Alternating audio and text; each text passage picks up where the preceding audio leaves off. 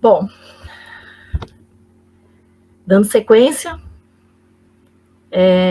tenho que dizer que, assim, depois dessa mesa maravilhosa, eu estou emocionada e espero ter equilíbrio para dar continuidade aí, porque a gente tem bastante tempo. Que saudade da minha grande amiga Rose Rogero. Priscila, seja bem-vinda. Maria Virgínia, é um prazer tê-las aqui. Eu vou me apresentar de novo, me auto-identificar para que as pessoas que estão chegando agora, né? Me autodescrever para as pessoas que estão chegando agora saberem. Eu sou Cláudia Regina Lemes, sou morena clara, tenho os cabelos avermelhados, porque eu passo rena. Fica mais ou menos, meus cabelos são mais ou menos um pouquinho abaixo do ombro. Eu estou usando uma blusa de cor avermelhada, mais para o vinho, brincos de argola com umas bolinhas azuis como pingente. Eu estou na minha casa, atrás de mim tem uma estante de livros, que são as coisas que eu mais gosto da vida, e acho que é isso. Eu vou abrir para que vocês façam uma autodescrição, e em seguida eu vou fazer uma pergunta que acho que é o que vai provocar, né, esse momento de conversa que nós vamos ter.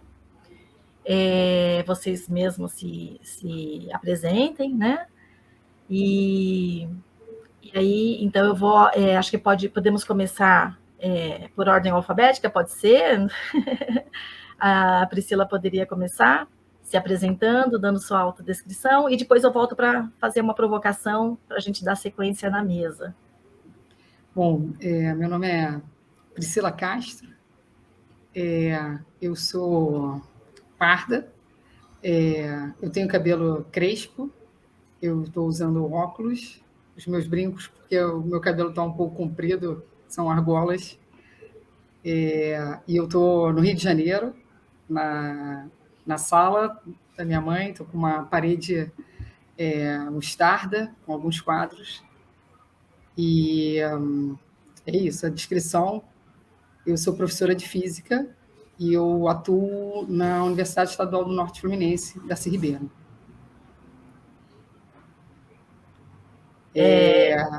Deixa eu só pedir uma desculpa aqui. Eu conheço, eu chamo a Maria Virgínia de Virgínia, e aí quando eu coloquei ordem alfabética, eu considerei. Peço Mas desculpa. Tá ótimo. Exato, foi até engraçado, porque eu imaginei que a Maria Virgínia é a primeira, mas eu sou Maria Priscila. Então tá tranquilo, bom, então... não tem problema. Bom, como assim, eu não sei se agora eu falo um pouquinho, eu só faço a descrição, né? Eu não preciso falar um pouco da minha trajetória, eu posso esperar você fazer a pergunta norteadora, né? Sim, então, acho que a descrição é isso. E também eu gostaria de agradecer imensamente o convite de fazer parte dessa mesa, de conhecer a Cláudia, porque eu conheço o Paulo, tenho um carinho enorme por ele, é um irmão, então eu peço, assim, agradeço demais esse convite. É só isso. Obrigada. Eu que agradeço a tua participação, é muito importante. E a gente vai verificar isso assim ao longo dessa mesa, eu tenho certeza. Então, acho que pode ser a Maria Virgínia agora, pode ser? Obrigada. Antes de mais nada, eu quero agradecer a oportunidade de estar aqui. Eu não conheço nenhuma de vocês pessoalmente, né? Eu acredito que a indicação do meu nome foi feita pelo professor Marcelo Fonseca, eu agradeço muito. Então, fazendo a minha descrição, eu sou uma mulher branca, os meus cabelos têm mechas bem claras, ele é um pouco mais escuro do que isso, uso óculos, estou usando um colar, brincos de tom azul escuro, e estou aqui num quarto da minha casa que eu tenho usado como escritório desde os tempos da pandemia. Atrás de mim tem um quadro que foi pintado pela minha neta. Então, acho que como descrição é isso. Tá bom? Obrigada. Agora eu. Eu sou Rose Rogero, quero também agradecer muito ao convite da Cláudia, minha querida, desde já mais de uma década, né, Cláudia? A Cláudia foi minha orientanda de mestrado, uma querida, né, uma pessoa maravilhosa, um presente na minha vida, e tenho certeza que essa mesa será muito boa sob a coordenação dela. Minha descrição: sou uma mulher branca, de quase 60 anos, estou de óculos, tenho os cabelos castanhos, ainda meio escuros, com algumas mechas, estou vestida de azul, uns brinquinhos de pérolas, uns colarzinhos aqui no pescoço, um anel também azul. Acho que é isso. Estou na casa dos meus pais, tem uma parede branca atrás de mim, com os quadrinhos. Eu também estou com eles, né? Eles já são idosos, e aos finais de semana eu estou com eles também. Com eles e com vocês, uma delícia. Obrigada. Bom, essa mesa, ela é uma mesa que vai falar sobre mulher, gênero e diversidade na produção científica. Eu vou fazer uma pergunta para dar início à nossa conversa, né? Que é o seguinte: a Rose, a Virgínia e a Priscila, elas vão responder conforme as experiências, as inquietações, as leituras, né? E o que elas têm feito aí na vida profissional e as impressões que elas têm sobre esse assunto. Bom, e aí vocês podem ampliar, tá, o que vocês, para além da pergunta também, né? Ela é apenas uma provocação mesmo. O objetivo para o desenvolvimento sustentável da Organização das Nações Unidas é alcançar a igualdade de gênero e empoderar mulheres e meninas. Esse objetivo, ele se desmembra em metas que envolvem acabar com todas as formas de discriminação, eliminar todas as formas de violência, né, e de práticas nocivas, e garantir a igualdade de oportunidades, entre outras perguntas, né? Eu queria perguntar para vocês o seguinte: o que é ser uma mulher da ciência no Brasil? Pensando em gênero, diversidade, a pesquisa científica, né? Existem espaços a serem ocupados ou reinventados para que realmente a gente alcance a igualdade de gênero? Acho que é isso para iniciar aí a nossa conversa, né? Eu convido as pessoas que estão no chat também para contribuírem com perguntas, né? E também os que estão aqui nos assistindo, que não estão inscritos no canal, se inscrevam, porque a gente pensa em ampliar, né, essa possibilidade. Essa jornada, ela foi pensada mais ou menos assim, pegando uma inspiração nos círculos de cultura, talvez, de Paulo Freire, sabe? Daquela coisa da gente encontrar espaços para conversar no momento em que as coisas estão tão difíceis. Ela foi pensada no tempo da pandemia, mas a gente pretende que ela realmente seja alguma coisa, basicamente, permanente mesmo, que a gente consiga se encontrar e reencontrar pessoas, se conhecer. É isso. Passo a palavra para vocês. Eu inicio novamente? Pode ser, se tudo bem para vocês, daí a gente segue a mesma sequência. Bom, eu vou contar um pouco da minha trajetória, né? E aí, contando um pouco da minha trajetória, eu vou tentar, de uma forma, responder essas questões, né? Eu fiz graduação em Física e mestrado em Física na Universidade Federal Fluminense, e eu iniciei o campo da pesquisa sempre na física experimental, né? E aí eu trabalhava com desenvolvimento de dispositivos. Então, só, né, nessa primeira fala, tem uma questão que é um campo extremamente masculino, né?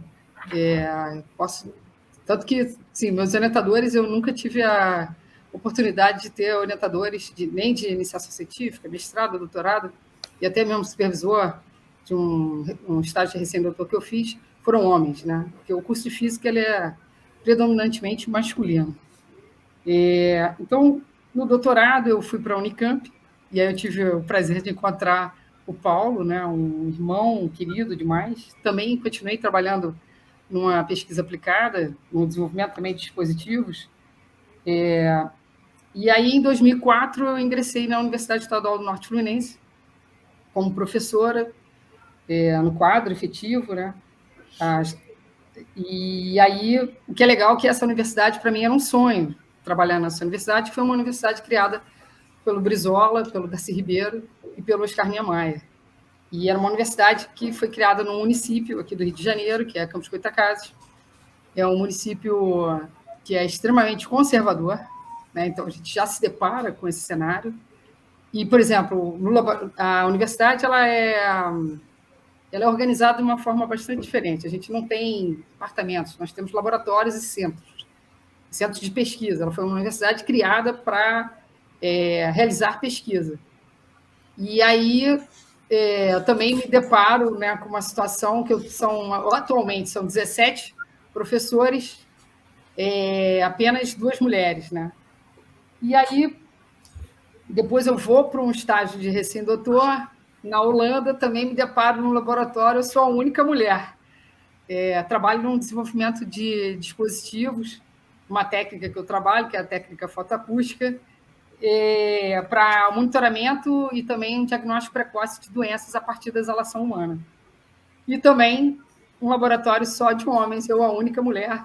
Depois, de um certo tempo, depois de 7 meses, aí tem uma moça, uma indiana, que está junto comigo, né, nesse trabalho. Bom, quando eu ingressei na Universidade Estadual do Norte Fluminense, o curso, né, a gente dá aula para vários cursos, né, no curso de física, a gente dá aula para agronomia, biologia. E aí esse curso, né, na verdade, o Laboratório de Ciências Físicas está associado a um curso de licenciatura. E aí eu me deparo, né, com uma vontade, além de trabalhar com a linha, né, de pesquisa da ciência dura, eu começo a ter vontade de trabalhar com o ensino de física. E aí eu ingresso num programa de iniciação à docência, que é o PIBID Física, eu tive a oportunidade de trabalhar, e começo a ter acesso, né, a um cenário de escolas numa região extremamente carente, de uma sociedade conservadora, né? E aí eu começo a trabalhar com um projeto que seria a fotografia como instrumento interdisciplinar para o ensino de física, química, matemática, geografia, história. E aí eu me deparo com um cenário, né, que é um cenário que as mulheres, né, eu comecei a trabalhar num curso de formação de professores. E aí, por acaso, esse curso de formação de professores eram de 27 mulheres, né, e um homem. E o que é assim bastante complexo, que até esse momento, né, essa escola, uma escola que eu vou colocar aqui como exemplo, né, apesar de eles estarem, né, eles não tinham interesse de fazer ENEM, eles não tinham interesse de ingressar, eles nem sabiam, né, como ingressar numa universidade pública, né? E aí eu acho que esses espaços têm que ser ocupados, né? As universidades públicas elas são fundamentais para a gente ocupar, né? As mulheres, né, e também os homens, claramente, mas as mulheres têm que ocupar, né? Se a gente for para as ciências exatas, né, que é o meu caso, a minha formação, o número, né, o percentual de mulheres nas ciências exatas é muito baixo. Bom, e nesse ano, né, com essa turma em especial, digamos que é o meu cartão de visita nesse primeiro momento de eu estar nesse cenário de escolas públicas, né, aí dessas 27, 13 meninas entram em universidades públicas, porque Campos, apesar de tudo, ser um município bastante pobre, mas apesar de ser um dos municípios que tem a maior renda, né, petrolífera do Brasil, um dos maiores, mas ainda assim é um município extremamente pobre. E aí 13 meninas passam para as universidades públicas. Então, o Campos tem 4 universidades públicas. Tem a UENF, a Universidade Estadual do Norte Fluminense da Ribeiro, tem o Instituto Federal Fluminense, tem a Universidade Federal Rural e tem a UF Campos, né? Então, isso para mim, foi uma grande conquista, né? E aí, de repente, começar a discutir ciência com essas meninas. Desculpa, gente, de vez em quando meu cachorro vai latir, porque tem gente que entra e sai na casa e é isso da questão da gente estar dentro de casa, né? O remoto ele é muito interessante, mas ele causa esse tipo de problema. E aí, né, o que eu posso dizer? Né? O ensino em física, né, essa parte de eu estar trabalhando com educação, com ensino, é muito importante para mim. Né? E aí eu fui escutando um pouquinho das outras falas, realmente é uma troca. Né? E aí eu também só tenho que agradecer a minha formação da Universidade Federal Fluminense, que eu tive desde o início, né, aquele despertar para a ciência. Apesar também da Universidade Federal Fluminense, o Instituto de Física, né, onde eu tive minha formação, né, minha célula máter, ela ter essa coisa da ciência dura, todos os professores, de alguma forma, eles se viam envolvidos em algum momento no ensino de física no Brasil. Eu acho que isso que é transformador. Né? A gente não pensar só no desenvolvimento, só na questão da produtividade, que também a gente pode produzir no ensino de física, mas também pensar qual a nossa contribuição para que haja essa transformação social. E aí eu tinha uma coisa muito bacana dentro do Instituto de Física, que a gente tinha os colóquios dos professores, mas num determinado momento, uma professora e um professor, que aí eu faço questão de citar o nome deles, que é o professor Carlos Eduardo Fellows e a professora Andréa Tiger, que hoje em dia ela é pró-reitora de pesquisa da UF, eles formaram, né, junto com eles, a gente organizava o coloquinho. Isso foi um despertar. O coloquinho eram colóquios que eram... a gente envolvia, né, os estudantes de graduação e de alguns colégios. E o que é legal é que até hoje tem o coloquinho. Eu estudei na década de 90 na UF, né? E eu fui uma das fundadoras do coloquinho. Então, isso foi muito importante para o meu despertar, tanto para a pesquisa quanto para a ciência. E a gente falava de coisas muito básicas. O que tem de física no esporte, qual a física dentro da cozinha, e também falava um pouco dos nossos projetos de iniciação científica. Então, isso foi assim, fundamental para a minha formação e para eu entender o quanto que a ciência, né, o quanto que a pesquisa é importante para a formação de um cidadão. Eu acho que isso que a gente tem que colocar. Né?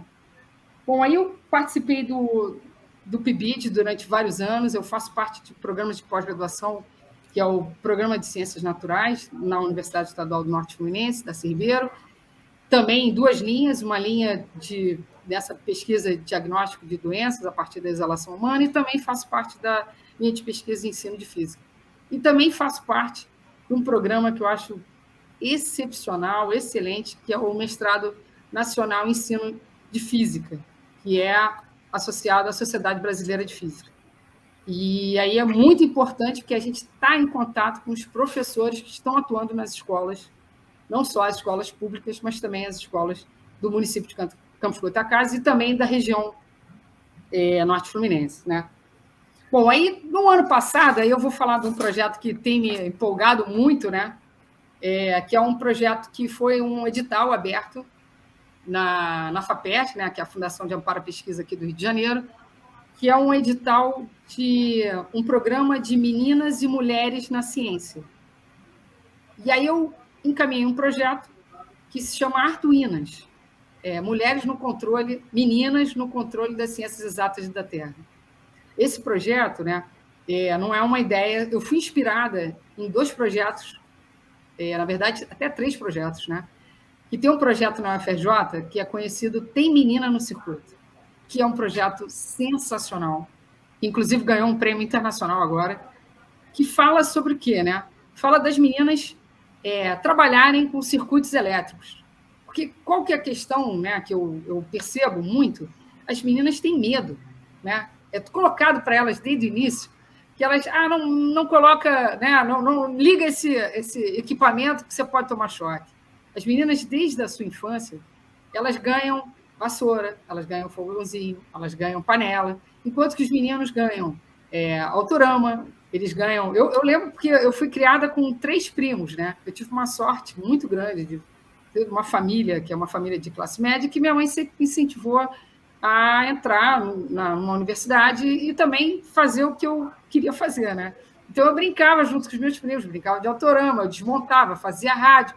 Então, aquilo, de alguma forma, desenvolveu essa habilidade de eu ir para um curso das ciências exatas, né?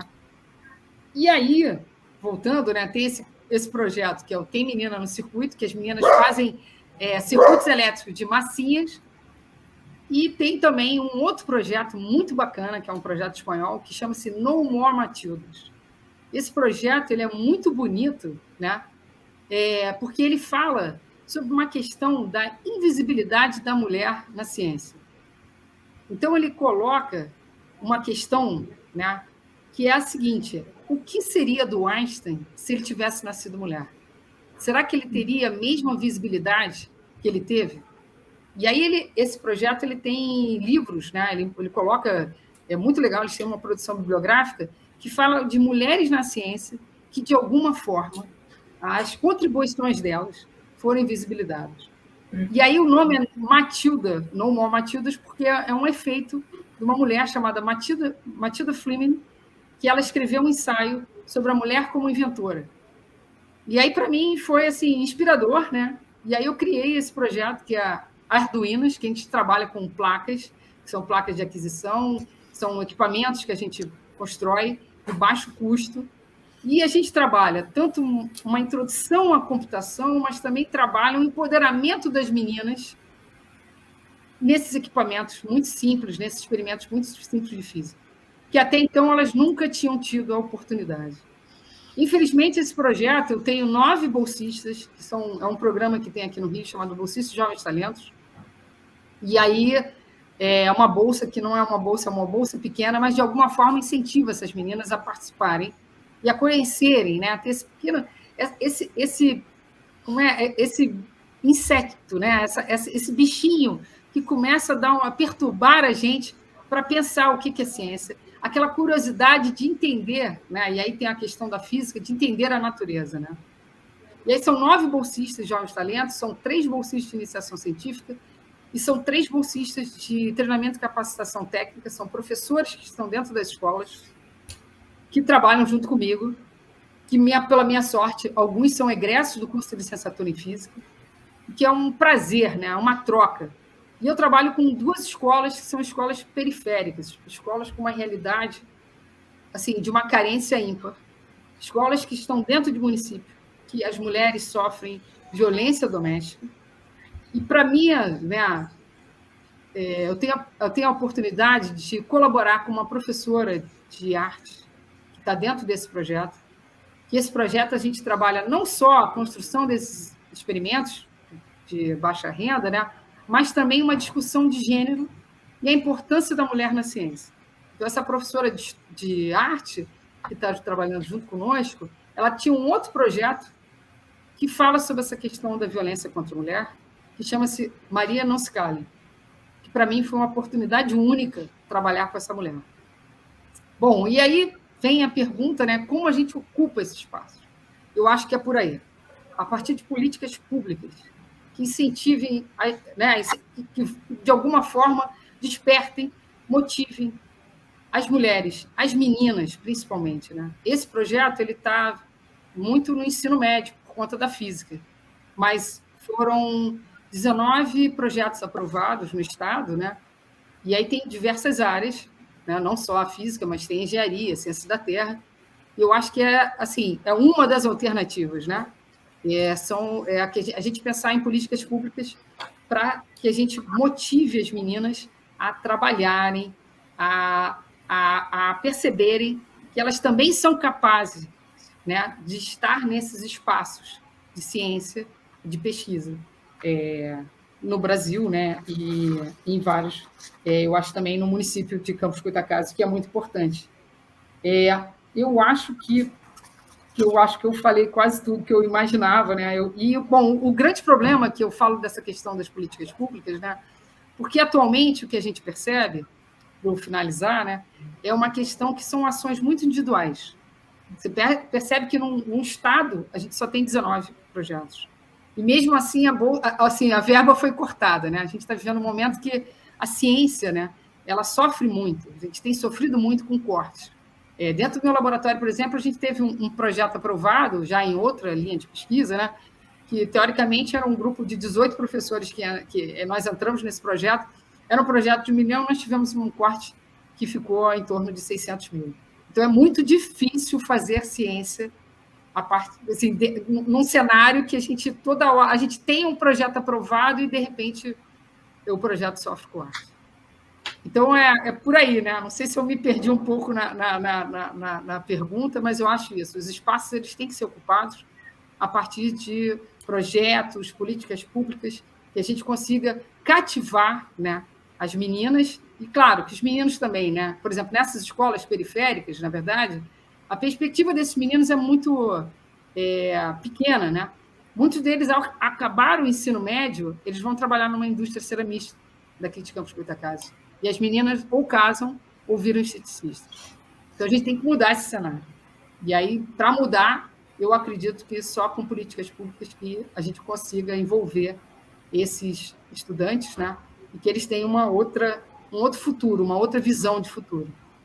Então, mais uma vez, eu agradeço a participação. Estou muito feliz de conhecer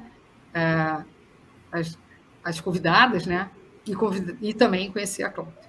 Obrigada. Muito obrigada. Acho que agora pode ser a Maria Virgínia, tudo bem? Pode sim, pode sim. Bom, depois desse relato aí tão inspirador, eu preciso pensar aqui um pouquinho como que vai ficar a minha fala, né? A pergunta que foi feita é o que é ser mulher, né, na ciência brasileira atualmente. Então, eu vou falar um pouquinho assim sobre a minha trajetória, que eu não, a minha construção como cientista, ela não foi linear, né? Eu entrei para a faculdade de matemática, acabei optando por fazer matemática aplicada na USP, eu fui uma das primeiras turmas da matemática aplicada, era um curso que ainda não era nem reconhecido pelo MEC, e aí achei a matemática assim, um pouco abstrata demais para a minha cabeça, por isso que eu optei pela matemática aplicada, acabei depois vindo para o INPE, tive uma filha ainda na faculdade, e acabei vindo para São José dos Campos por conta do meu ex-marido, que arranjou trabalho no INPE, e ficar em casa nunca foi o meu sonho, né? Então, aí eu comecei o mestrado no INPE, e o meu mestrado e o meu doutorado foram em ciências espaciais. No mestrado, eu desenvolvi uma dissertação voltada para as questões de astrofísica, e depois, no doutorado, eu fui mais para o estudo de simulação numérica e modelagem de plasmas, e depois me dediquei mais ao estudo de plasmas espaciais. Então, não foi uma construção linear de ciência. A ciência não era assim meu sonho de vida, ela foi acontecendo na minha vida, né? Eu tive uma experiência de pós-doutorado em Berkeley, né? E foi uma experiência muito enriquecedora para mim.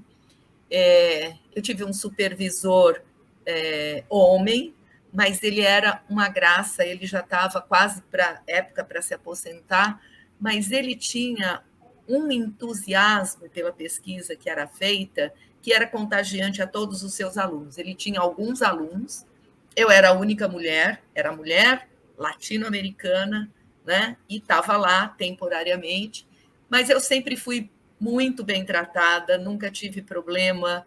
Eles compartilharam comigo todos os conhecimentos que eles tinham, e ele dizia sempre para mim: você aprende muito mais com os seus colegas de mestrado e de doutorado do que só do supervisor. Então, não espere que as respostas venham só do supervisor. É importante essa interação com os seus colegas, com quem está passando pelo mesmo tipo de problema, que tem um problema a resolver, né? E depois que eu voltei para o Brasil, eu já tinha emprego quando eu fui fazer a Bolsa Sanduíche, eu era contratada pelo INPE, eu fui contratada pelo INPE durante o projeto da MEC-B, que era a Missão Espacial Completa, em 1982, então eu já tinha um emprego no INPE, então voltei para o INPE, e aí eu acho que isso acontece com muita gente, quando você volta com uma experiência nova, as demandas elas vão além da ciência, né? Elas vão além da ciência, e logo depois que eu voltei, que eu defendi o meu doutorado, eu acabei assumindo a posição de a função de coordenador acadêmico dentro do curso de pós-graduação em Geofísica Espacial. E isso também foi uma experiência muito interessante, porque eu descobri que, além de fazer ciência, de fazer os modelos de plasmas e tudo isso, eu gostava muito da parte administrativa, de cuidar dos alunos, de pensar que eles teriam as condições de terem os melhores professores nos cursos que eles tinham que cumprir por conta do regimento, de cumprir os prazos para não perder bolsa, né? Então, tudo isso me envolveu. Eles eram... o INPE só tem pós-graduação, né? Tem 7 cursos de pós-graduação, e eu era coordenadora de um deles. O número de alunos não era grande, sempre foi em torno de 40, 45, mas é uma coisa envolvente você lidar com gente jovem, né? E a partir daí, depois eu fui chefe de laboratório, depois eu me envolvi com o planejamento estratégico do INPE, lá por 2008, por aí, 2007, e acabei indo para ocupar a posição de chefe de gabinete do INPE. E eu acho assim que quando você, mulher, assume uma posição de liderança, né? Embora eu nunca tenha ocupado o cargo de diretor do INPE, mas trabalhava muito próximo, eu fui chefe de gabinete 2 vezes, você tem uma outra perspectiva. Claro que a maioria dos meus colegas era homem, né? Todos os coordenadores praticamente todos os coordenadores eram homem. Tive uma ou duas mulheres coordenadoras mais voltadas para as questões ambientais, da observação da Terra, elas eram mulheres, mas muitos homens. As reuniões de direção eram homens, as mulheres apareciam mais voltadas com as questões educacionais, né? E a parte mesmo das decisões, de projetos, de diretrizes da instituição, eram os homens que tomavam conta. Mas eu nunca tive nenhum problema, assim, de não ser respeitada ou de a minha voz não ser ouvida pelo fato de eu ser mulher, né? A última vez que eu fui chefe de gabinete, foi junto com o Ricardo Galvão, né? Recentemente, eu participei assim ativamente da campanha dele para deputado federal. Então, também aprendi muita coisa nessa experiência de participar de uma campanha política. O melhor de tudo foi o encontro com os jovens. Nós visitamos vários campos no interior de São Paulo, visitamos a Unicamp, visitamos campos da USP, campos da Unesp, e a melhor coisa desses encontros era sempre o encontro com os jovens. Faz a gente acreditar no Brasil, porque era uma alegria ali estar junto com ele, ouvir dele a experiência que ele tinha, tirar fotografia com ele, um ânimo, uma vontade de fazer coisas, sabe? Que foi, assim, fantástico. A minha preocupação, assim, com as mulheres, essa questão toda do feminismo, eu devo confessar que é uma coisa muito mais recente. Acho que ela apareceu a primeira vez que eu participei de um evento organizado pela UNOSA, que é o escritório da ONU associado com as questões do uso pacífico do espaço, né? E eles têm um programa chamado Space for Women, que é exatamente você abrir espaço nessa parte espacial que é muito masculina, muito masculina. Então, eu participei de 2 eventos, ouvindo o relato de mulheres dos Estados Unidos, do Canadá, da África, da Europa, né? E aí vem de novo essa questão de onde as mulheres atuam mais, né? Então, temos, claro, apareceram nos 2 eventos que eu fui, um em Nova York e o outro em Dubai no ano passado, existem empresárias, né, que participam da formação de mulheres astronautas, por exemplo, né, ou que participam dessa construção de aeronaves e tal, mas a maioria delas, principalmente as que vêm de países mais pobres, digamos assim, a questão delas é a educação, é motivar os jovens, é fazer projetos que atraiam as meninas. A gente observa a diferença cultural, né? Uma coisa assim que ficou muito forte em mim nesse evento de Dubai é que estava lá eu não me lembro exatamente do país que ela veio, mas ela estava relatando uma oficina que foi programada para as mulheres ali, né? E elas foram, aí chegou um determinado horário na oficina que as mulheres sumiram. E aí se perguntou, mas onde estão as mulheres? Era a hora do almoço. Todas elas tinham ido para casa para preparar o almoço para o marido e para a família. Isso é uma coisa cultural. A gente acha, mas elas não deviam ir. Isso é o que é bom para nós, mas o que é bom para elas?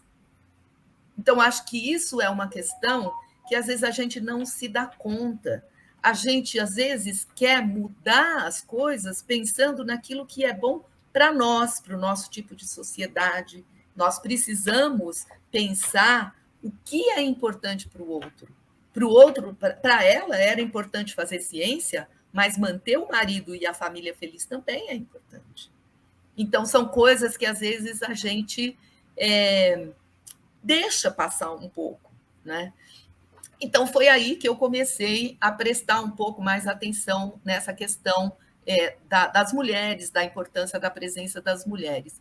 Eu, ao longo da minha carreira, formei 17 doutores. Desses 17 doutores, só 5 são mulheres, né? Por quê? Porque o número de mulheres é menor. Elas ingressam em menor número no nosso curso de Geofísica Espacial. O ano passado eu fiz um levantamento, já temos dentro do INPE cursos em que existe uma paridade de gêneros, principalmente o curso da meteorologia e o curso de ciência do sistema terrestre. Lá já é quase igual, mas no curso de astrofísica temos um grande número de mulheres, mas ainda os homens são maioria. No curso de geofísica espacial, as mulheres são minoria. E no curso de engenharia, então, de engenharia espacial que a gente tem do INPE, o número é absurdamente diferente. Absurdamente diferente. E aí eu fiquei pensando que, coincidência ou não, dessas 5 mulheres, né, que eu ajudei a formar, porque foi muito interessante, porque, na verdade, apenas só uma delas é que fez o mestrado e o doutorado junto comigo. Mas mesmo ela tinha começado o mestrado em física de materiais.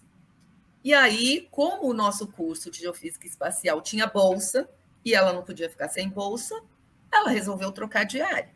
E aí veio trabalhar comigo. A outra fez mestrado na astrofísica e acabou vindo trabalhar comigo. A outra fez mestrado na parte de física de partículas em Brasília e veio para a geofísica espacial e veio trabalhar comigo. Então, eu sinto assim que o nosso papel, muitas vezes, é o papel da acolhida, né?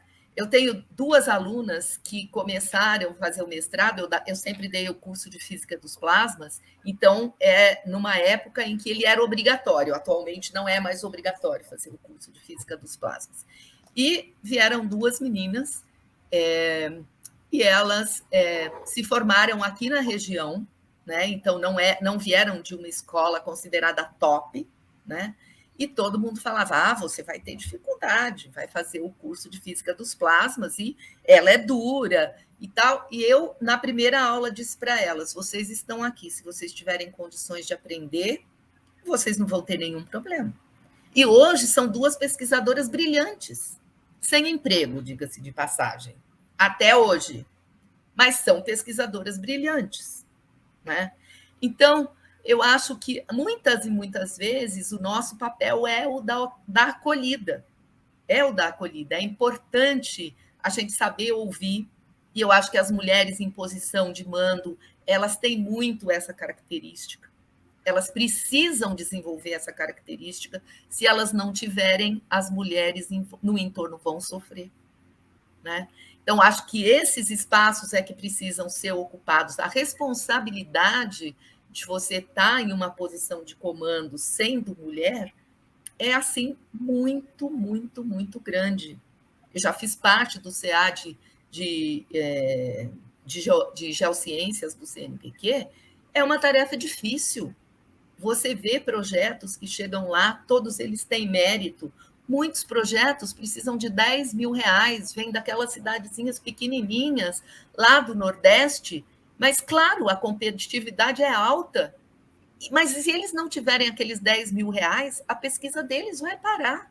Como é que você prioriza isso num esquema que está todo esquematizado para priorizar aquele que produz mais, aquele que forma mais gente, aquele que publica mais?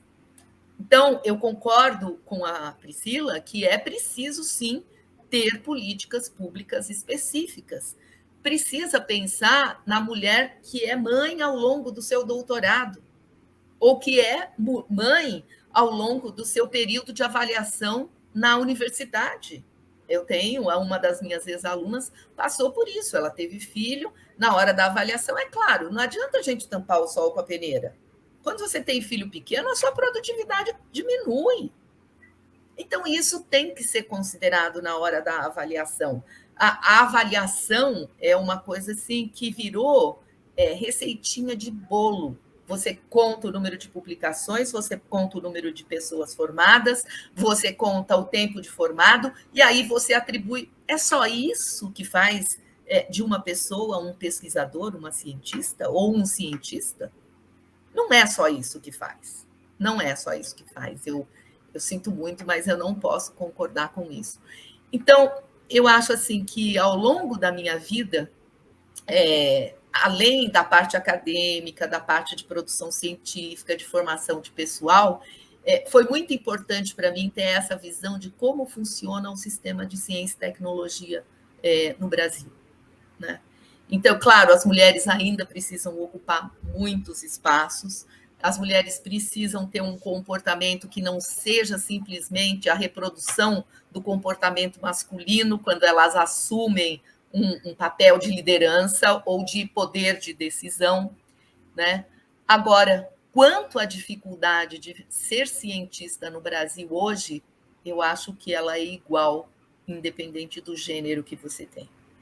Passamos momentos muito difíceis atualmente, em que a ciência não é respeitada, em que os cortes se acumulam, né? Em que as instituições perdem a sua força. Eu trabalhei no INPE 40 anos e vi o quanto foi difícil a crise que foi gerada pelo comentário do Bolsonaro contra o Ricardo Galvão com relação aos dados de desmatamento. Então, eu acho que hoje fazer ciência no Brasil é uma coisa muito difícil, porque a sociedade deixou de respeitar a ciência, deixou de acreditar nos dados que a gente gera, numa época em que o maior desafio que a gente tem é saber tratar dos dados disponíveis. Eles só crescem em todas as áreas. Você tem muita informação, você precisa de gente competente para extrair a informação que te direcione para uma tomada de política pública que seja eficiente e que beneficie toda a sociedade, né? Então, eu acho que era mais ou menos isso que eu tinha para falar, né? Depois, se houver perguntas, a gente pode expandir alguma coisa e posso falar mais alguma coisa, né? Mas acho que era isso é o que diz a minha experiência aí em pouco tempo, sendo bastante objetiva. Obrigada. Obrigada, Maria Virgínia. Agora eu vou passar a palavra para a Rose. Obrigada, Cláudia. Muito feliz de ouvir as colegas, que a gente vê mulheres lutadoras aí, né, no âmbito da ciência e vai encontrando pontos de contato, né, entre o que a gente vive em diferentes espaços, né, de diferentes maneiras.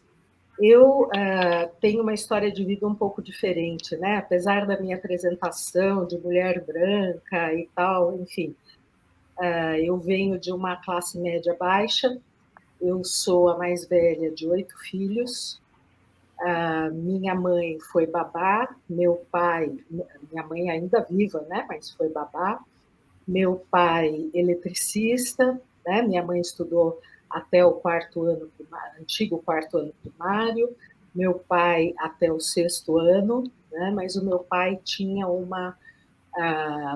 o meu pai é um grande autodidata e tem um espírito científico fantástico e tem sido, ao longo da minha trajetória, um grande inspirador, inclusive pelo modo como ele tem lidado com o envelhecimento, com as dificuldades que vão surgindo, né, do corpo físico. Hoje ele tem 92 anos, mas como ele vai descrevendo ele tem uma habilidade descritiva fantástica, né?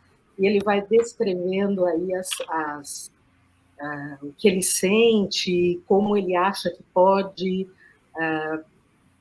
fazer o que é necessário, né? E com isso ele consegue manter ainda uma autonomia incrível, né? Mesmo tendo tido já um AVC e tudo mais. Enfim, mais duas pessoas com uma força incrível, né?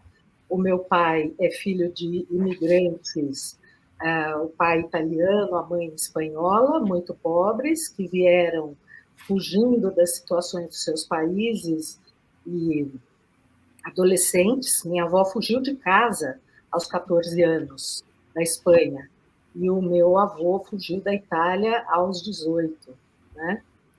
Vieram, enfim, em condições precárias para o Brasil e essa coisa toda. Aí vocês podem imaginar as histórias, né, que vêm de uma imigração dessa forma, né? Do lado da minha mãe, a família de portugueses, o meu avô, e do lado da minha avó, indígenas de Campos dos Goytacazes, os indígenas, os Goytacazes, né? Enfim, então olha aí um ponto de encontro com a Priscila, né? E com tudo isso, nós fomos... Eu sempre fui muito inspirada pelo meu pai, eu sempre gostei muito de estudar, assim como ele, né? E fui vendo as possibilidades que se apresentavam para mim, tentando abrir brechas, né, numa condição de vida que, à medida que os irmãozinhos iam chegando, iam se tornando mais desafiadoras, às vezes quase impeditivas dos meus avanços. Mas a gente ia lutando, né? Comecei a trabalhar aos 13 anos para ajudar a família e fui, de qualquer maneira, buscando essas brechas, avançando, uma facilidade para aprender, né? Uma vontade muito grande de aprender, uma facilidade para aprender, muito inspirada por esse pai autodidata, então eu também fui estudando o idioma sozinha, eu me virava de alguma maneira. E com isso eu cursei o curso de letras na faculdade, o primeiro curso, e comecei a atuar na escola pública estadual paulista, na época também muito inspirada de formação católica, muito inspirada aí na teologia da libertação na época.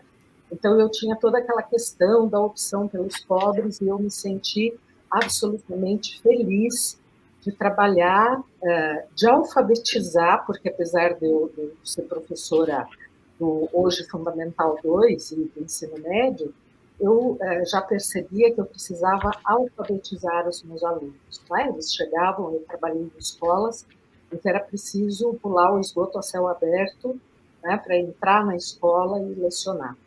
Então, trabalhei com populações muito carentes e eu achava que a minha função principal era alfabetizá-los para que eles fossem capazes de ler e entender qualquer coisa, né?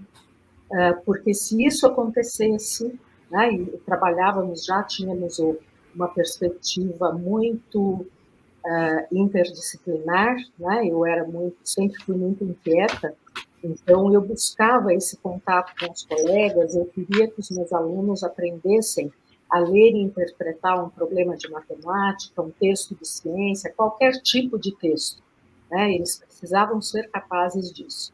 Então eu trabalhava muito essa perspectiva. E tive, ao longo da minha trajetória, a oportunidade de trabalhar com todos os níveis e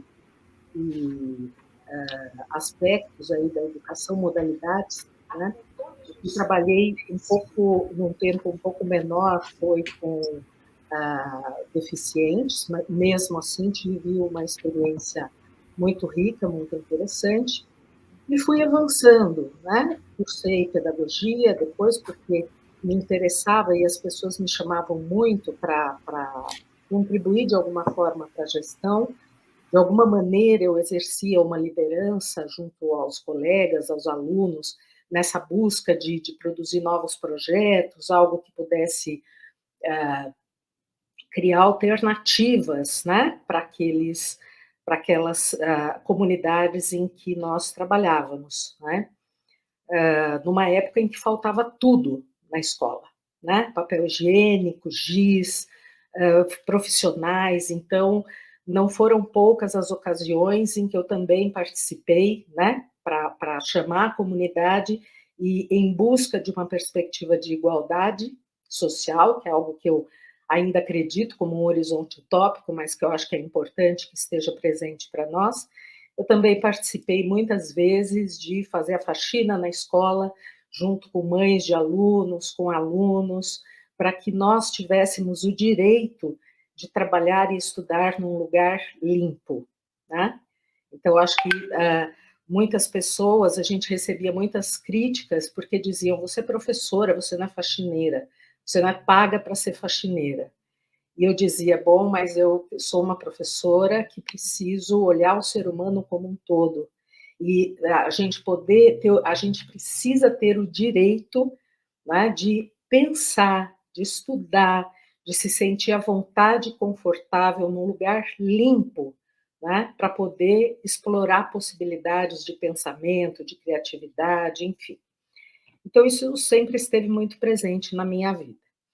Eu buscava, é interessante que isso acontece assim ao longo da minha vida em vários momentos, que no tempo que a gente tem não é possível contar, mas desde o convite da Cláudia, isso me possibilitou, né, em alguns momentos de alguma folga, digamos assim, e retomando capítulos, né, da minha história. Então, a gente passa por situações interessantíssimas, né, mas eu imaginava e sonhava determinados caminhos, mas a vida me apresentava outros. E assim eu fui seguindo, né? Eu não sabia como, teve toda uma história que eu acabei descobrindo, mas da escola pública de periferia e depois atuando como assistente técnica então Diretoria Regional de Ensino, eu acabei sendo convidada, isso em Mogi das Cruzes, né, o município da região leste aqui de São Paulo, e aí eu fui convidada para lecionar no Colégio Visconde de Porto Seguro. Então, eu saí, né, da escola pública e fui para uma escola de classe A. E fiquei muito conflitada, porque eu dizia, como assim? Né? E a minha opção pelos pobres, como é que eu posso aceitar esse processo?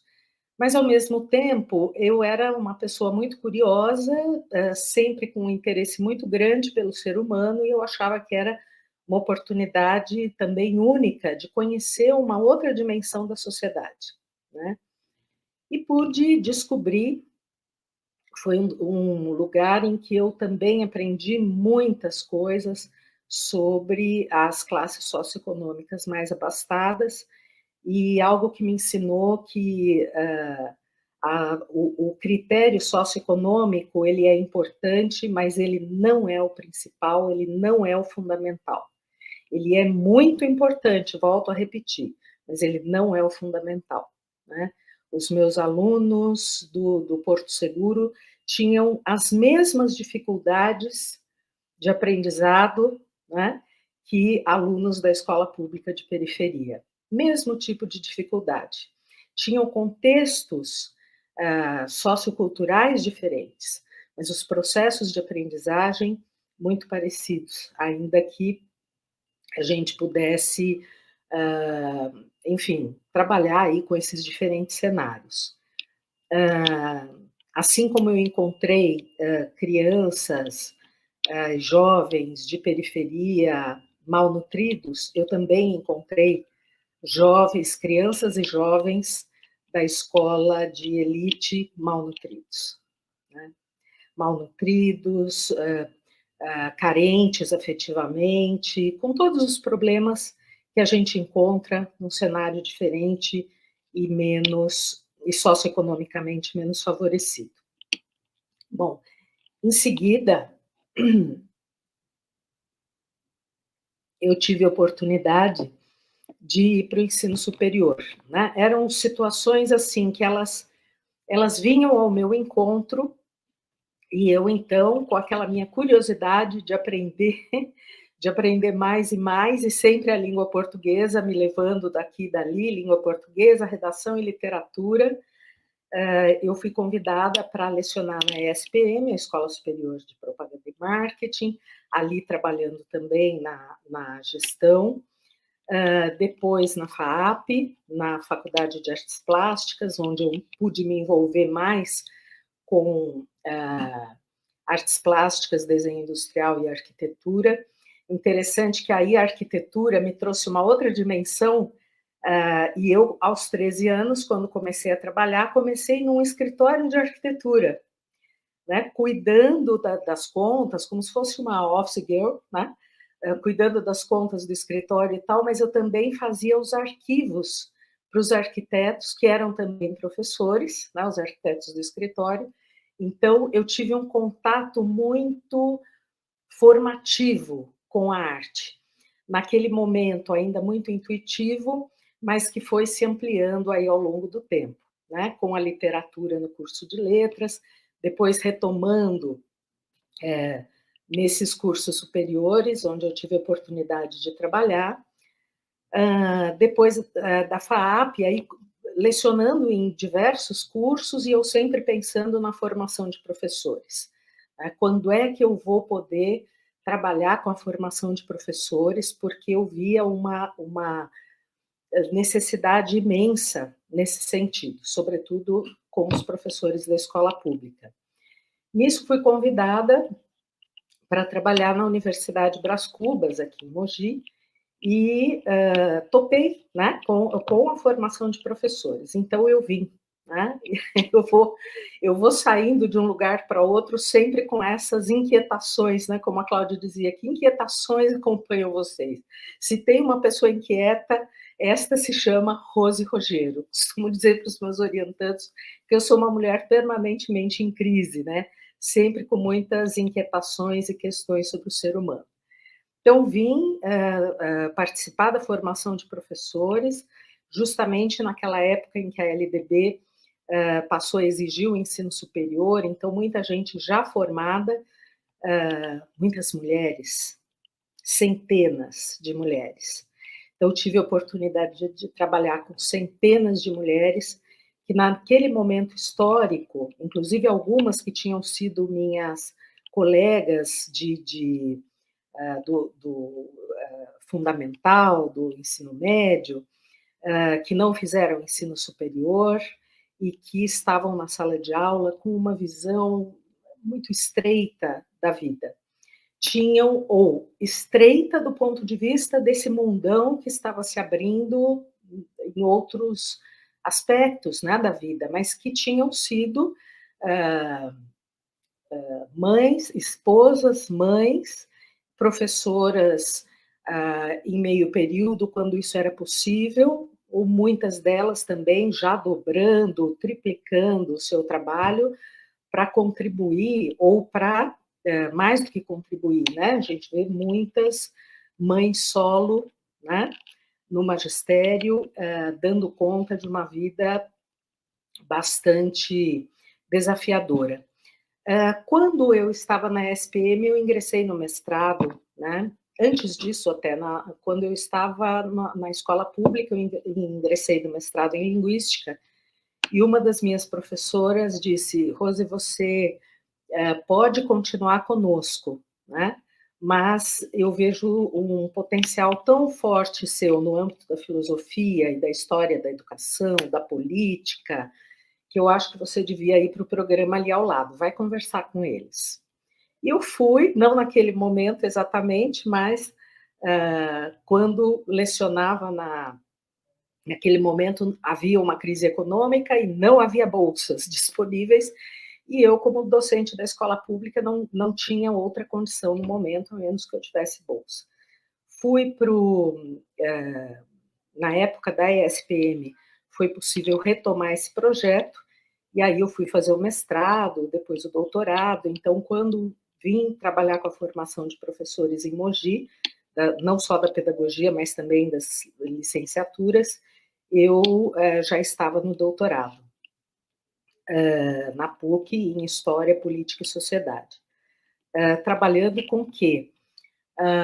No mestrado, com o título da dissertação conta todos os capítulos, né? Na época em que os títulos eram imensos. A revolução microinformática no setor de serviços, tendências e desafios para a qualificação profissional e para a educação.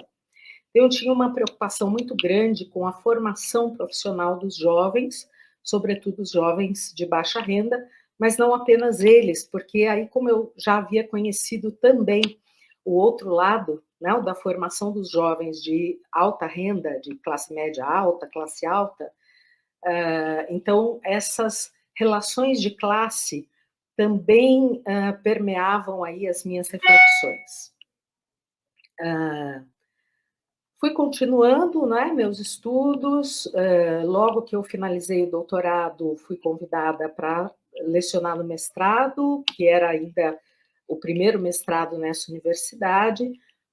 Foi onde conheci a Cláudia, né, e outros alunos fantásticos, incríveis, né? A maioria, quase a totalidade deles, docentes da escola pública, que faziam um esforço enorme para se qualificar, para qualificar mais o seu trabalho e para buscar essa dimensão, né, de se constituir como pesquisadores e pesquisadoras. Vocês comentavam, e eu dei uma olhadinha rápida aqui no meu lápis, e no âmbito da educação, né, a situação se inverte completamente, né?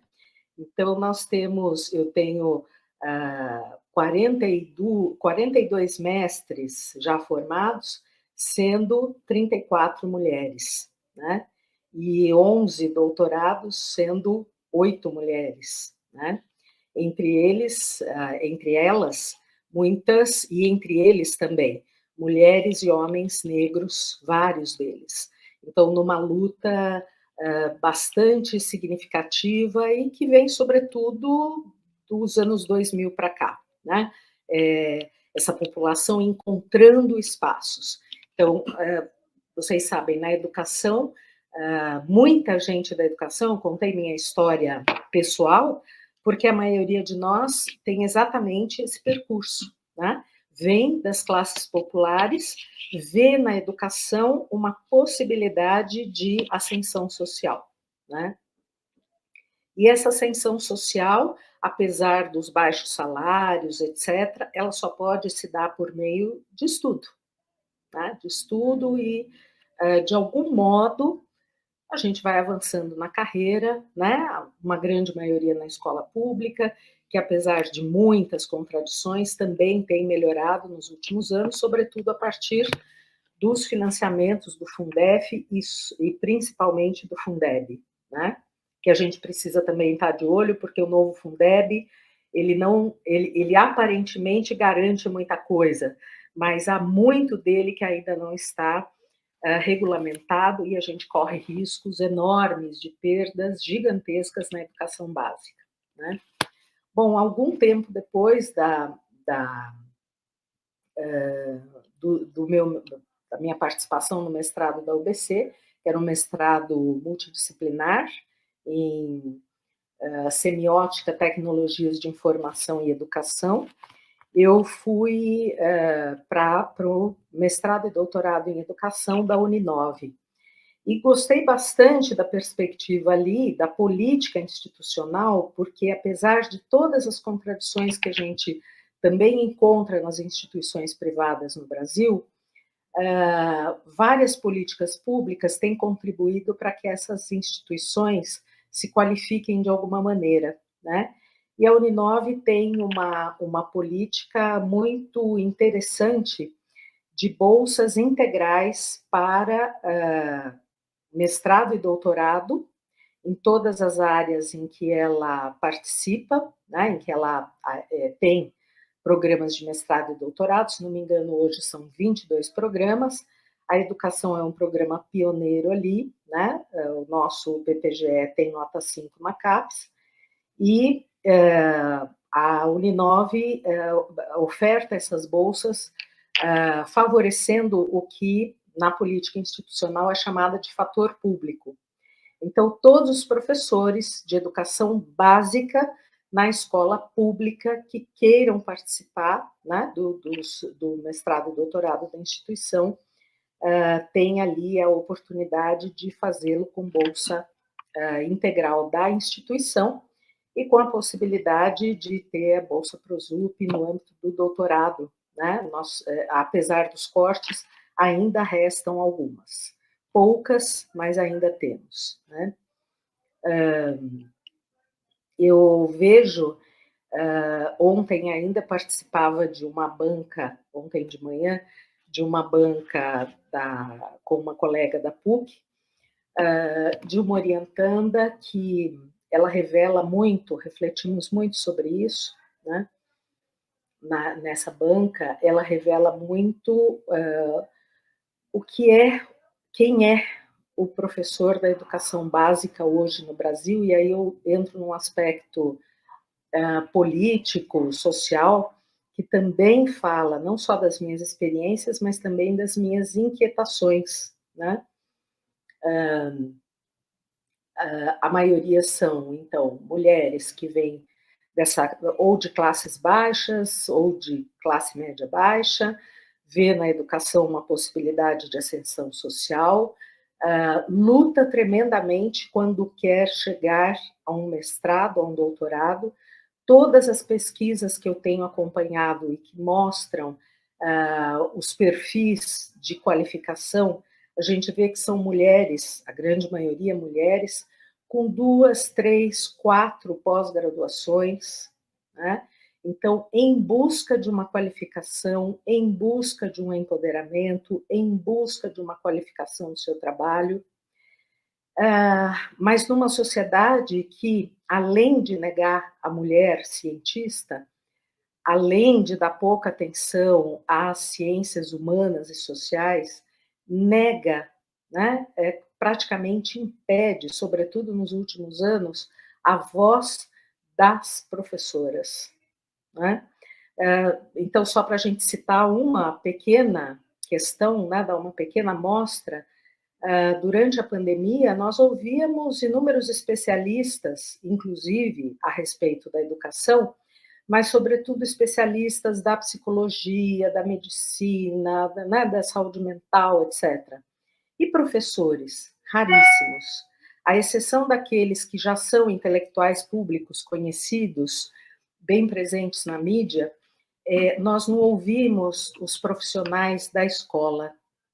Aos profissionais da escola que têm se transformado numa agência multifuncional, né? Eu tenho usado esse termo, né? A escola, nas últimas décadas, ela foi, por conta de todas as dificuldades sociais e econômicas que temos ainda, as escolas, sobretudo as escolas públicas, foram se transformando em agências multifuncionais. Então, é posto eleitoral, é posto de vacinação, todos os projetos que se possa imaginar dos municípios, dos estados, caem nas escolas. Apesar de se falar muito da importância do projeto político-pedagógico, as escolas são sempre chamadas a adaptarem seus projetos a novas demandas, de novos projetos muito importantes. Não que não sejam, todos são, mas há uma demanda cada vez maior sobre isso que sufoca os professores, né? E uma série de abordagens teóricas que também cobram muito dos professores que administrem essa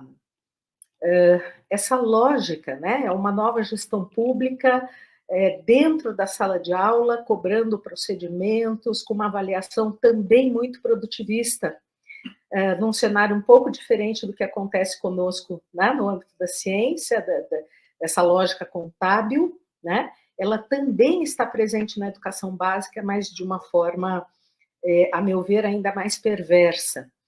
Eu quero chamar a atenção, eu tenho muitas inquietações no campo da educação, vocês já podem ter observado isso.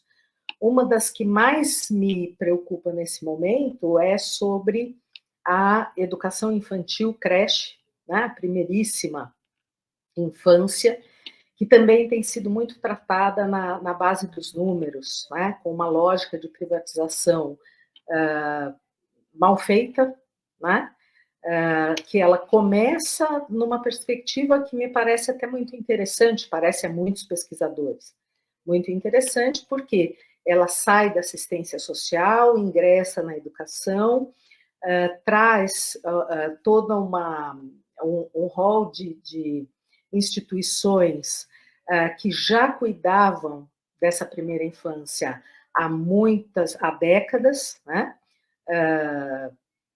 Mas com uma perspectiva mais assistencialista. Então, há o desafio de construir o que é a visão educacional sobre a infância, sobre essa primeira infância, primeiríssima infância.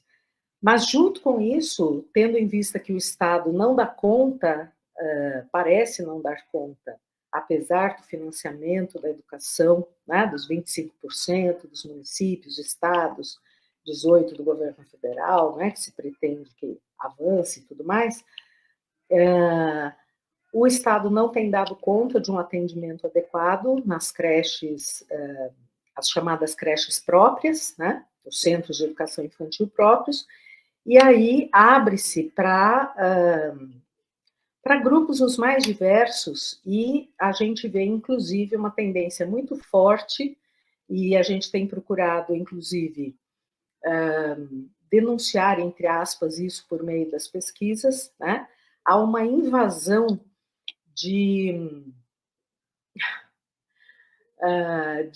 grupos ligados a políticos que utilizam as creches, né, para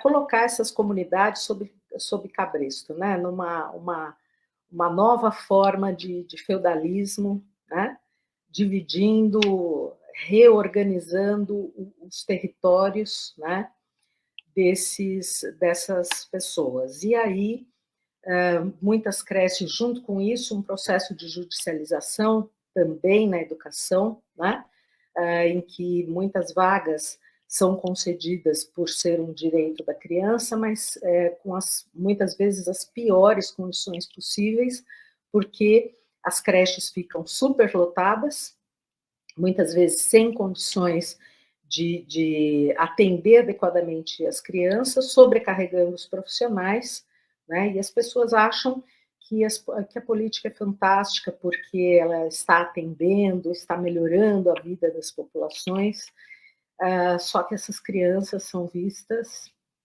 como números, né? Números para a política. E quem ouve o choro delas? Quem consegue distinguir o choro de 120, de 180, de creches com 1.200 crianças no Brasil? Eu estou falando da questão das creches, quero finalizar com isso,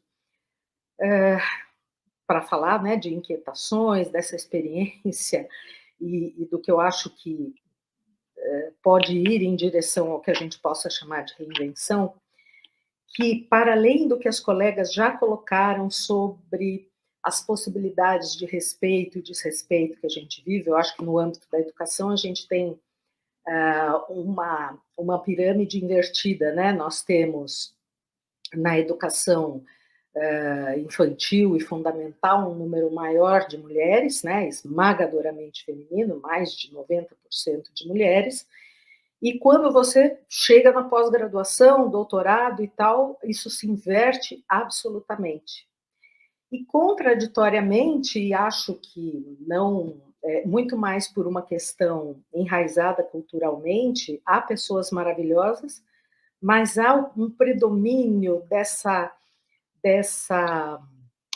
de um discurso masculino, né? Como se as políticas educacionais, como se, aspas, os assuntos sérios da educação fosse coisa de homens, só coubessem aos homens, né? Então, eu sinto que nós, mulheres, no âmbito das ciências humanas, na educação, nós tentamos abrir espaços,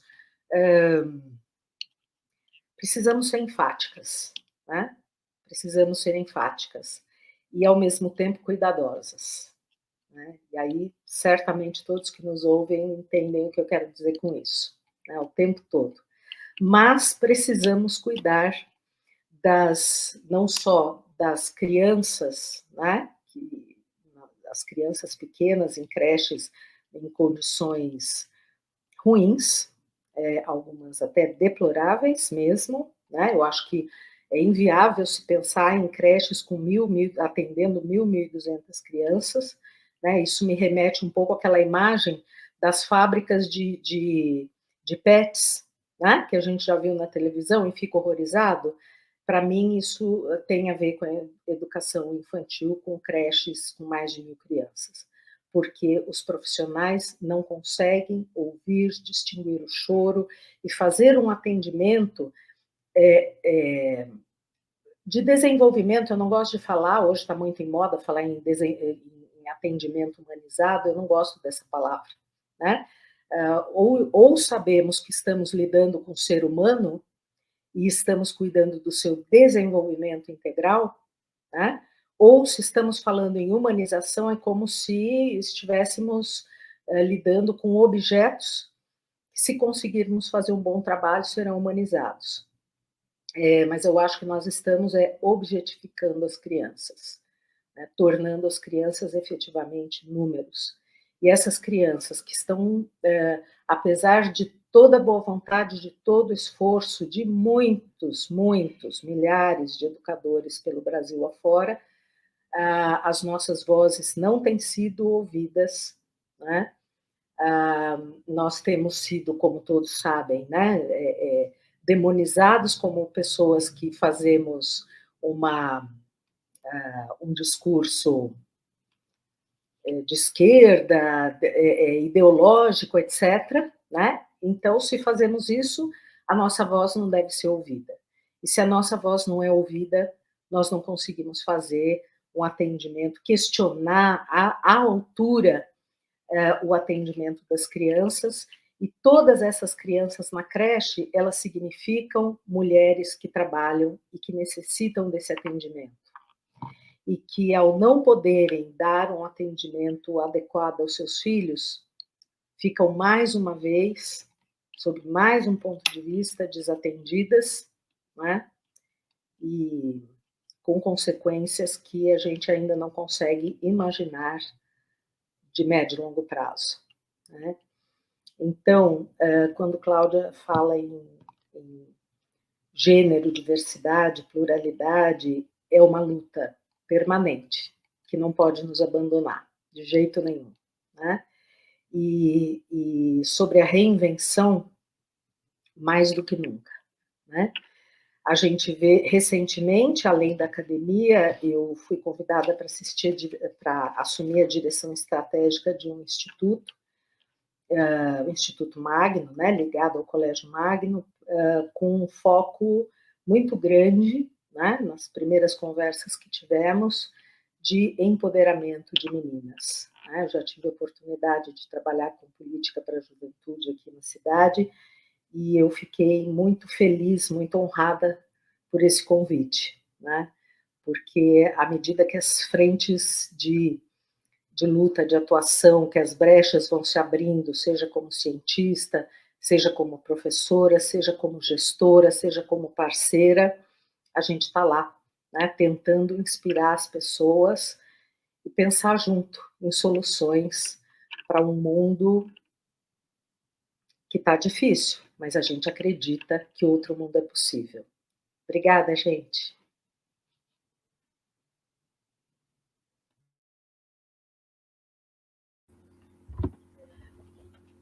Bom, vocês me ouvem? Bom, a gente tentar fazer um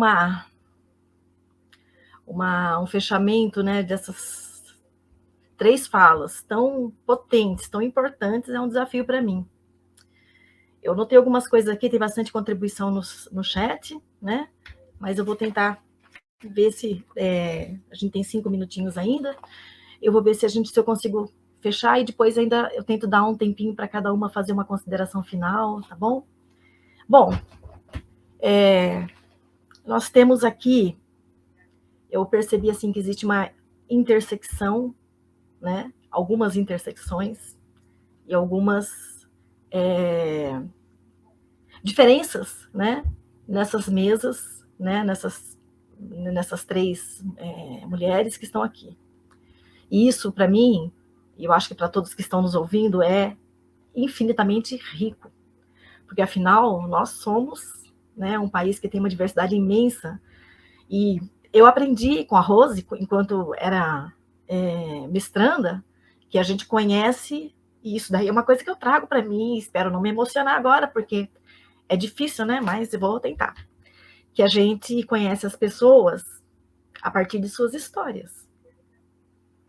E depois dessa experiência de ter passado pelo mestrado com ela, eu realmente, automaticamente, eu tenho trazido isso para mim. E ouvindo as histórias de vocês, assim como as histórias da mesa anterior, eu percebi, né, o quanto que a gente não conhecia, como eu não conhecia essas pessoas, que algumas eu não conhecia mesmo, mas outras eu já conhecia, cada uma em um determinado grau, né, de conhecimento, mas que esse momento online, né, a gente acaba conhecendo muito mais as pessoas do que um momento aí de descontração, que a gente conversa ou no trabalho, que a gente passa rapidamente por elas e cumprimenta, ou então fala qualquer coisa,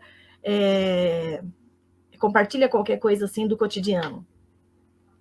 Então, aqui nessa mesa, nós temos 2 mulheres brancas e uma mulher parda.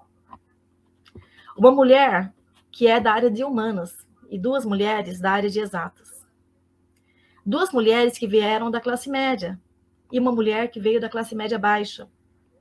E o diálogo vai acontecendo, né, com suas intersecções, em alguns momentos encontram dificuldades que foram superadas, em todas essas, entre todas vocês, né, veio essa fala, né. Bom, eu venho da educação básica, né, e também atuo hoje na educação básica como professora.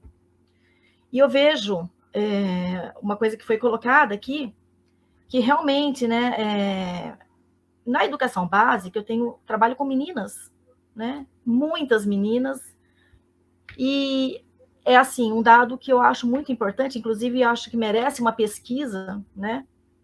Sei lá, jogo aí como um desafio de pesquisa para as pessoas, ou talvez para mim mesma em algum momento, é que, e talvez essa pesquisa já exista também, eu ainda não tenha tido contato, mas de que nas séries iniciais, né, e até mesmo no ensino fundamental, no ciclo 2 e no ensino médio, a presença das mulheres é muito maior, e não só na presença física, mas na dedicação.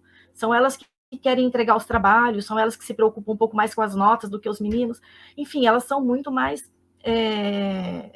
envolvidas com a autoformação, né, do que a gente vê com os homens. Talvez porque exista aí, eu não sei, vou arriscar qualquer uma hipótese, né? Talvez porque os homens já tenham reconhecido, né, muitas coisas que elas ainda não têm, então elas estão por conquistar coisas, né? Nós estamos por conquistar coisas que ainda não conseguimos.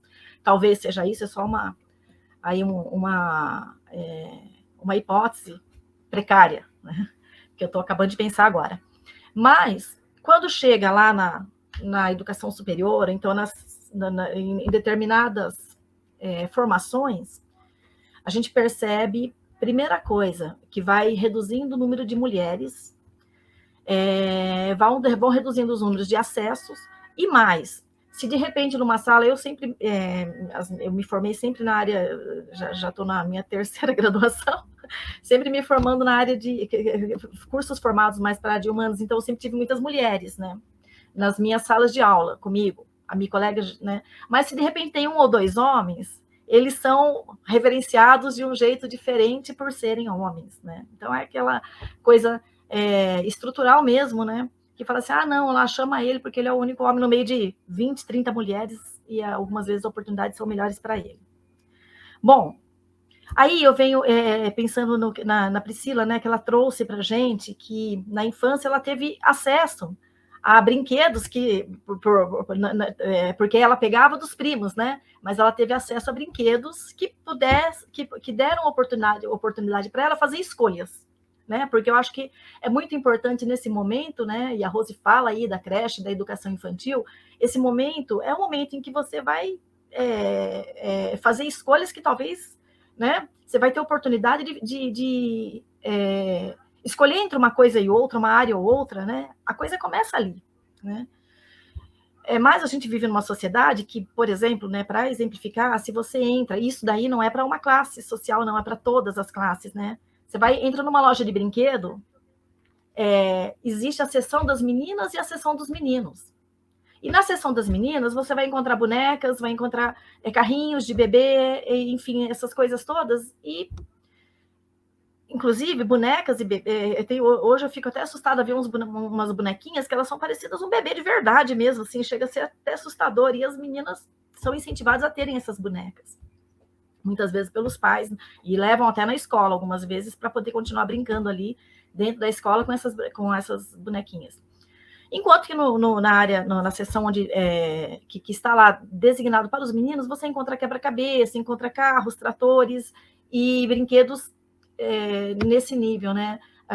Mais voltados a profissões, né? Enfim, isso é formativo, né? Agora, eu fico pensando aqui, né? É claro que a mulher que ela está num congresso e de repente ela resolve no horário de intervalo não voltar porque ela tem que fazer o almoço para o marido, é uma escolha, sim. Mas e a mulher que está fazendo almoço para o marido e gostaria de estar num congresso? O que é, né? Como que a gente pode pensar sobre isso? Então, eu acho que a gente está num momento já finalizando o nosso tempo. Eu deixaria isso como provocação aí para vocês, né? E eu acho que vamos colocar uns 2 minutos para cada uma fazer uma conclusão. E eu desde já agradeço a participação de vocês. Assim, eu estou saindo daqui tocada. Tem muita coisa no chat, mas acho que por conta do nosso tempo, elas vão ficar lá, essa mesa vai ficar gravada para a gente poder contribuir, né? E eu vou, então, pedir 2 minutos para cada uma, e aí vocês já podem fazer as considerações finais e se despedir, tá bom? É isso aí. Obrigada. Então, acho que pode começar com a Pila, depois a Maria Virgínia, depois a Rose, na sequência que a gente teve desde o início. E eu estou chamando a Pila de Pila já estou me sentindo íntima. Desculpa, é que eu escuto tanto Pila e acabo... Passa a palavra para você. Muito obrigada. Bom, primeiro, novamente agradecer esse convite. Bom, o Paulo é um irmão, você já é uma irmã postiça, que é um carinho muito grande que eu tenho por ele. E aí eu acho... Bom, agradecer, né, o convite. E aí um pouco que você falou, né? Eu vejo muito isso... Por exemplo, eu falo muito desse projeto das meninas, né? Porque é um projeto que eu estou bastante envolvida, né? E aí acontece muito isso. Eu acho que tudo que a professora Maria Virgínia falou isso. Claro que é uma questão de opção, né?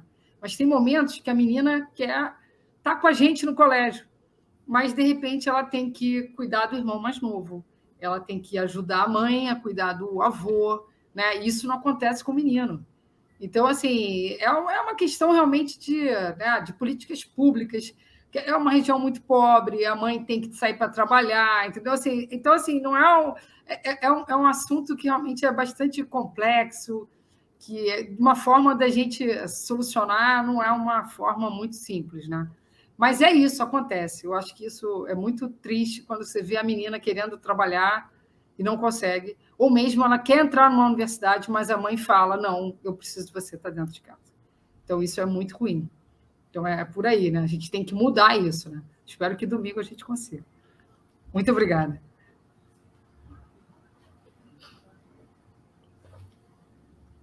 Está fechado o microfone, Maria.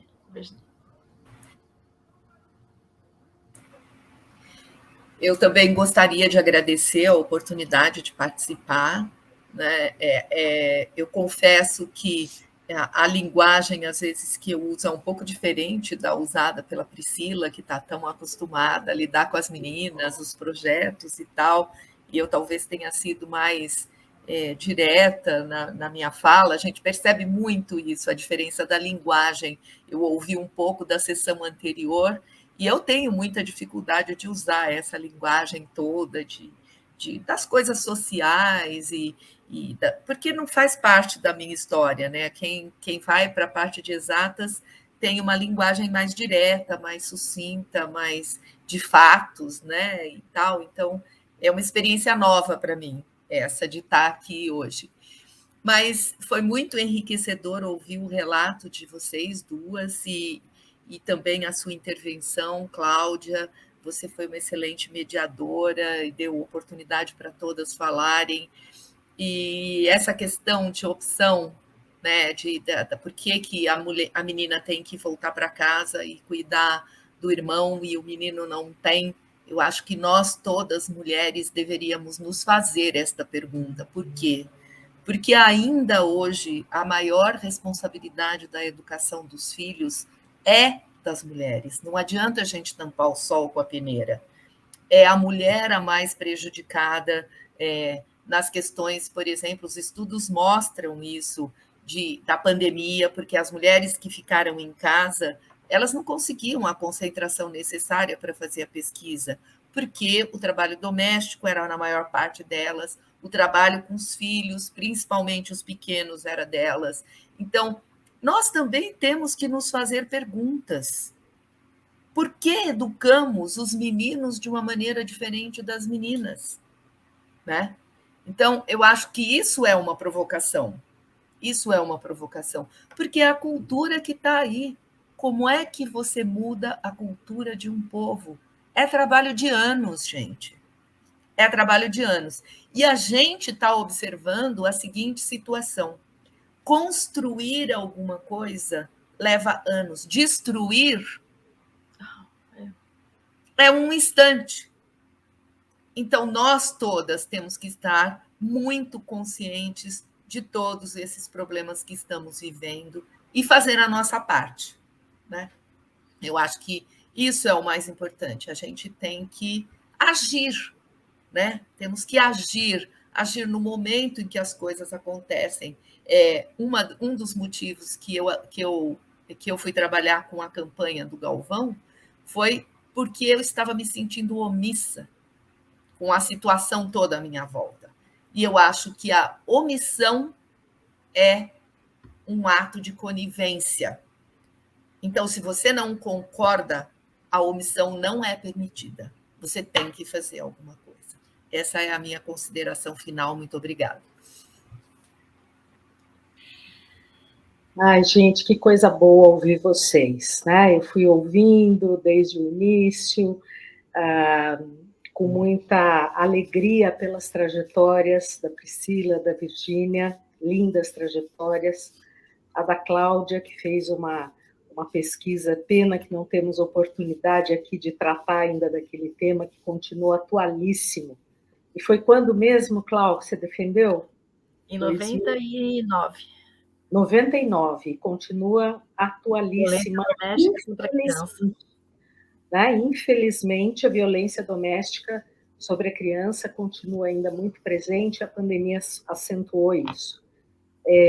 Quando Virgínia falava dessa questão da política, né, eu tive a oportunidade de atuar como secretária de educação aqui no município, e esse âmbito da política, gente, me adoeceu,